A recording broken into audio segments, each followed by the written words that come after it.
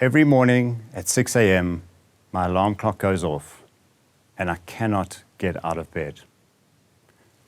What makes things worse is that when my alarm goes off, it sets off the 5 stages of grief, and I spend my time snoozing between denial and acceptance. You see, the outside world sees me as this high-performing, successful entrepreneur with a loving family, and a lot of those things are true. But my inner world looks very, very different. For many years, I've been in seasons of therapy. I've been taking many pills. I've been trying many different things to try to stay on top of my anxiety, which seems to visit me at 6 a.m. every single morning. And it's not only anxiety, it's ruminating thoughts and other things that really, really prevent me from feeling and performing at my best. And so I thought, is it just me? Do I have an issue? Is it faulty genes? And I looked into it. And it seems like we have a worldwide crisis. Because just in the US alone, there seem to be 40 million people just like me. And half of those don't even respond to the pills that they're taking. So we've got a global crisis on our hands, which led me to think, I don't want to be this way.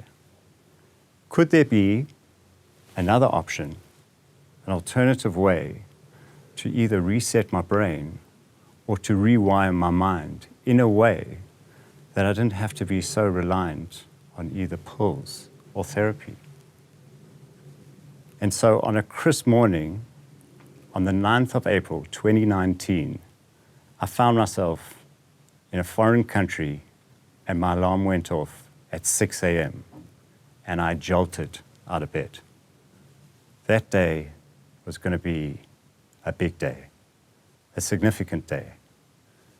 I found myself in a foreign country because I was about to have my first hero dose of psilocybin or magic mushrooms with a qualified facilitator. And so while I was mildly excited, I was hugely anxious. And I landed up having the session or journey or trip, and it lasted for hours.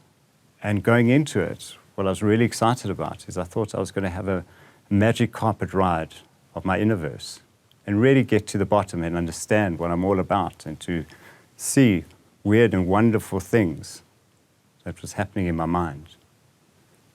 And what happened is I had hours and hours of a tour through the shadowlands of my mind and to deep areas of real pain and real trauma and stuff that as much as I'd tried before, and even in therapy and in waking consciousness, I was able to access and retrieve things and memories that I wasn't able to retrieve before, which gave me a lot of sense as to why I was the way I was. I got taught a big lesson in that session, was you get what you need and not necessarily what you want.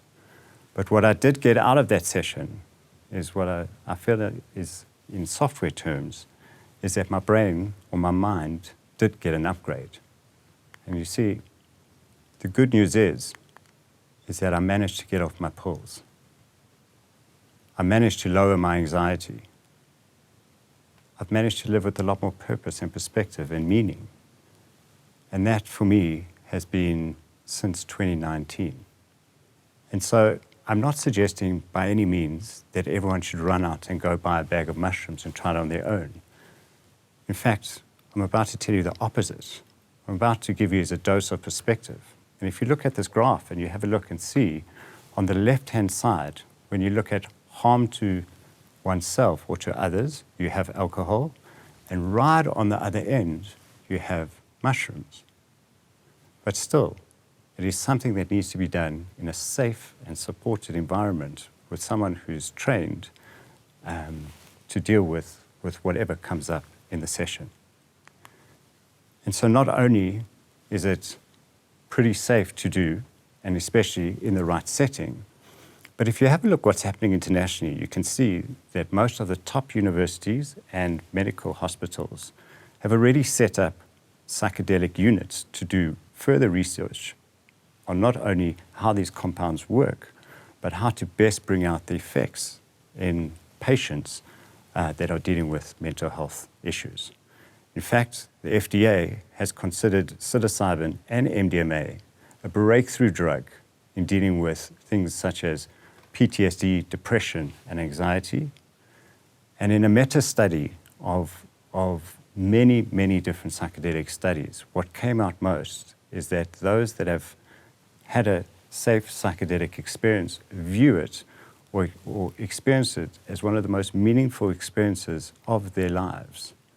And so the next season of psychedelics is going to be one that is going to bring a huge alleviation of suffering and a huge amount of meaning to those that are really struggling on a day-to-day basis.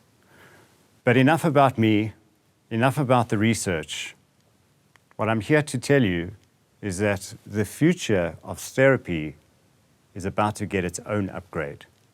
And what's going to happen within the next 2 years as these psychedelic agents or substances become legalized around the world, what you're going to have is trained therapists that you're going to be able to choose, whether it's a therapist, a psychiatrist, or a spiritual healer, that will be able to help you deal with your pain, your trauma, your anxiety, depression, or PTSD with the assistance of a substance such as psilocybin, MDMA, ketamine, iboga, and even breathwork, alongside technology that will objectively manage you and measure how your body and mind are coping, not only in the session, but for the weeks and months to follow.